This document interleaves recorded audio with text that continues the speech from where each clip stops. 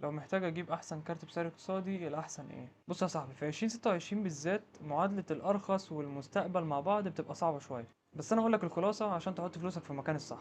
لو انت معاك فلوس عالية شوية وعايز حاجة في الامان، فانا انصحك بكارت 3060 نسخة ال 12 جيجا، وده هتلاقيه كسر زيرو او مستعمل. نسخة ال 12 جيجا بالذات ليه؟ علشان هتبقى قوية جدا في الالعاب بالذات، وخصوصا العاب الجيل الجديد كله اللي هي بتاكل الرامات اصلا، وده يعيش فتره طويله معاك وانت مرتاح. ولو عايز حاجه تكنولوجيا اعلى ويكون جديد برضو، انا انصحك بكارت الار تي اكس ال 4060 نسخه ال 8 جيجا. رغم ان راماته هنا 8 جيجا، بس هو في تقنيه الدي ال اس اس 3 اللي هي حرفيا بتضاعف الفريمات 3 او 4 اضعاف من ولا حاجه، وده اللي هيخليك تشغل العاب قويه جدا بسلاسه لسنين قدام. ولو ميزانيتك بقى على قد خالص، فانا انصحك بكارت الار اكس 6600 من اي ام دي. ده ارخص كارت وبيديك اداء محترم جدا على ال 1080 لحد النهارده. ولو عايز نصيحتي، انا بقول لك هات الار تي اكس 3060 نسخه ال 12 جيجا، ده احسن اختيار النهارده. ويا سلام بقى لو لقيته بسعر لقطه، هتبقى دي صفقه العمر في الفئه المتوسطه حرفيا. وبالتوفيق.